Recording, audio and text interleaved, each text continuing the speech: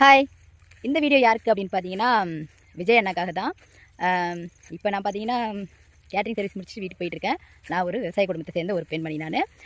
உங்ககிட்ட என்ன சொல்லணும் அப்படின்னா, இந்த தமிழக மக்கள் எல்லாரும் உங்களை முதலமைச்சராக ஏற்றுக்கிட்டு உங்களுக்கு வாக்களித்து உங்களை தேர்ந்தெடுத்திருக்காங்க அப்படின்னா, அதுக்கு முக்கியமான காரணம் நீங்கள் கொடுக்க போகிற அந்த 2500 இல்லை அந்த 6 சிலிண்டரோ, இல்லை 1 பவுன் அந்த தங்க காசோ, இல்லை அரை பவுன் அந்த மோதிரமோ, இல்லை இந்த பஸ்ஸு ஃப்ரீயாக விடுறேன்னு சொன்னீங்களா, அதுக்காகவோ எதுக்காகவும் கிடையாது. யாருமே எந்த ஒரு எதிர்பார்ப்பும் இல்லாமல் தான் உங்களுக்கு ஓட்டு போட்டிருக்காங்க. ஓட்டு போட்டு உங்களை இன்றைக்கி சிஎம் வரைக்கும் கொண்டு வந்திருக்காங்க. அந்த மக்களை எந்த ஒரு வகையிலையும் தயவுசெய்து ஏமாத்திடாதீங்க. மக்கள் வந்து உங்ககிட்ட எதிர்பார்க்குறது விலைவாசியே குறைங்க, லஞ்சம் இல்லாத தமிழகத்தை கொண்டு வாங்க, இந்த பாலியல் பெண் பாலியல் பலாத்காரம் அந்த மாதிரிலாம் இருக்கு இல்லையா, அதெல்லாம் இல்லாத ஒரு தமிழகத்தை உருவாக்குங்க, மது போதையை சுத்தமாக ஒழிச்சிருங்க. இது மாதிரி ஒரு சின்ன சின்ன எதிர்பார்ப்புகள் தான் மக்கள் வந்து உங்ககிட்ட வச்சுருக்காங்க. கண்டிப்பாக நீங்கள் அதை நிறைவேற்றுவீங்க அப்படிங்கிற ஒரு நம்பிக்கையில் தான் இன்றைக்கி உங்களை வந்து எல்லாரும் வாக்களித்து உங்களை முதலமைச்சராக கொண்டு வந்து, இது வந்து சரித்திரத்திலே இல்லாத அளவுக்கு ஒரு என்ன சொல்கிறதுனே எனக்கு தெரியல, சரித்திரத்திலே நடக்காத ஒரு விஷயம் இது. முதல் முறையாக தேர்தலில் நின்று முதலமைச்சரான முதல் தலைவர் நீங்கள் மட்டும்தான். எல்லாருக்குமே சந்தோஷம். இன்றைக்கி மக்கள் வந்து நாடு ஃபுல்லாக கொண்டாடிட்டு இருக்காங்க. மக்களோட நம்பிக்கையை தயவுசெய்து நீங்கள் வந்து வேஸ்ட் பண்ணிடாதீங்க, வீணாக்கிறாதீங்க. கண்டிப்பாக இந்த ஆட்சியில் நீங்கள் மக்களுக்கு நல்லது செஞ்சீங்கன்னா அடுத்த தடவையும் ஆட்சி உங்களுக்கு தான். இல்லை அப்படின்னா மக்கள் ரொம்ப வெறுத்து போய் அடுத்த தடவை ஆட்சியை வந்து மாற்றி விட்ருவாங்க. இந்த வீடியோ உங்கள் கைக்கு போய் சேருமான்னு தெரியல. முடிஞ்ச அளவுக்கு மக்களை ஷேர் பண்ணுங்கள். நான் அரசியல் பேசுகிறேன் அப்படின்னு நினைக்காதீங்க.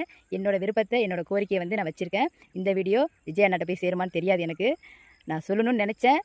நான் நினைக்கிறத நீங்களும் நினைக்கிறீங்களா அப்படின்னு மறக்காமல் கமெண்ட்டில் சொல்லுங்கள், ஓகேவா? இன்னொரு முக்கியமான விஷயத்தை பார்த்தீங்கன்னா சொல்ல மறந்துட்டேன். என்ன அப்படின்னா, இந்த கவர்மெண்ட் ஹாஸ்பிட்டல் வந்து குழந்தைங்க பறக்குது இல்லையா, பெண்கள் வந்து நிறைய பேர் கவர்மெண்ட் ஆஸ்பத்திரியிலே போயிட்டு பிள்ளை பெற்றுக்க பயப்படுறாங்க. இருந்தாலும் நிறைய பேர் பெற்றுக்கிறாங்க. அங்கே பார்த்தீங்கன்னா கஷ்டப்பட்டு அந்த வலியை அனுபவித்து பெற்கிறது பெண்கள். அந்த குடும்பத்தில் இருக்கிறவங்க வலி அனுபவிக்கிறாங்க, மன வலி அனுபவிக்கிறாங்க. அந்த பெண் வந்து உடல் ரீதியாக வலியை வந்து அனுபவிக்கிறா. ஆனால் அந்த குழந்தை பிறந்த உடனே பார்த்தீங்கன்னா அந்த ஹாஸ்பிட்டலில் வேலை செய்கிற அந்த நர்ஸுங்களோ அங்கே நர்ஸுங்க கேட்க மாட்டாங்க.